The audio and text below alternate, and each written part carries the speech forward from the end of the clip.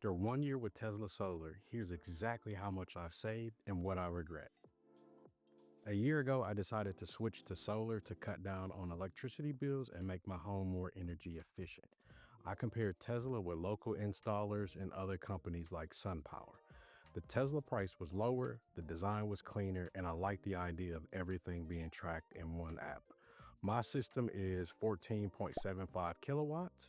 It's installed in Nevada and it includes 2 Powerwalls. For me, my installation took about 3 days. For more details on why my install took 3 days, make sure you check out the video reference on the screen where I break down this in a little bit more detail. As far as the total time from beginning to end, it was roughly about 7 months. Most of that time was waiting for permits, not the actual install itself. I did have one surprise during my process, and that was the lack of participation from the energy company as well as Tesla. We got to a stalemate on the decision related to the data that was provided for my energy assessment.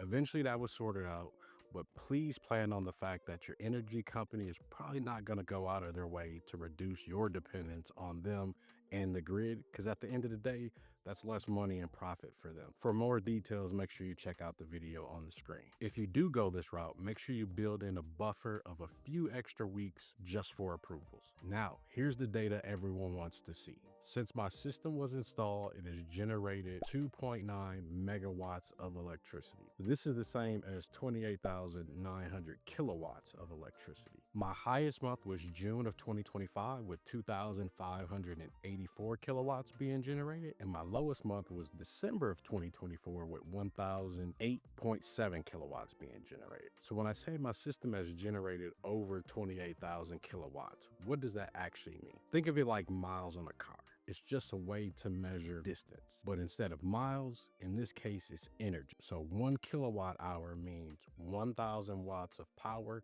for 1 hour, like running the space heater for about an hour. Your electric bill tracks usage in kilowatts, and your solar system also shows production in kilowatts. So when I say my system has produced 28,900 kilowatts in the first year, that's real energy my roof created. And that's the number that saves me money. So to figure out the exact dollar amount this has saved me, I'll take the average cost of kilowatts where I live, and that's roughly 14 and a half cents. So here we're gonna do a little bit of math. So if we take 28,900 kilowatts times $0.145 or 14 and a half cents, that's $4,190.50 worth of energy. That is how much money my system has saved me. After adding my solar panels, I've offset my electricity usage by 55%. This is lower than the number Tesla projected of 64%. So many variables play into this, including weather and one other thing that I'm going to discuss next. Let's start with what I love. The panels look sleek and they're low profile.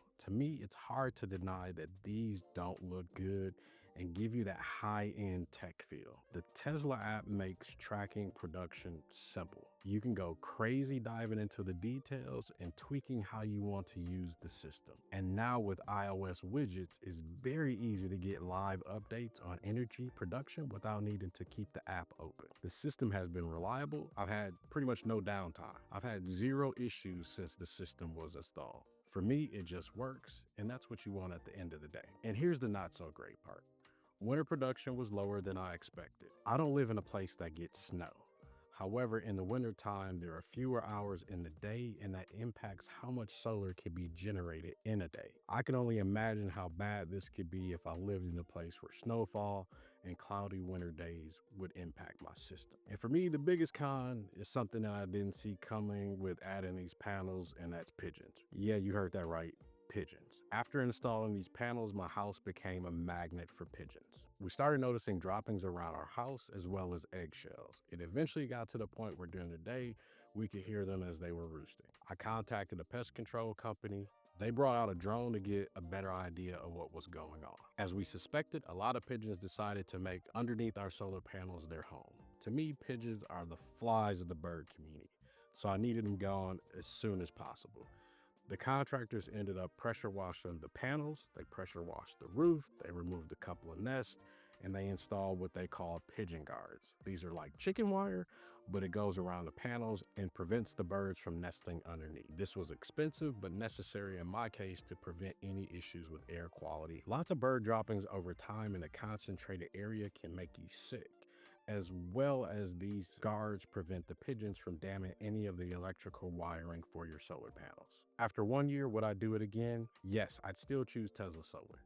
The savings are real and the setup is solid. If I had to change anything, it would be I would have added 2 more power walls for even more battery backup. If you're thinking about Tesla Solar, drop your questions in the comments. I'll share more details, including any updates on my system's performance over time. Check out my other smart home and energy videos linked below. Don't forget to like, subscribe, and I'll see you in the next one.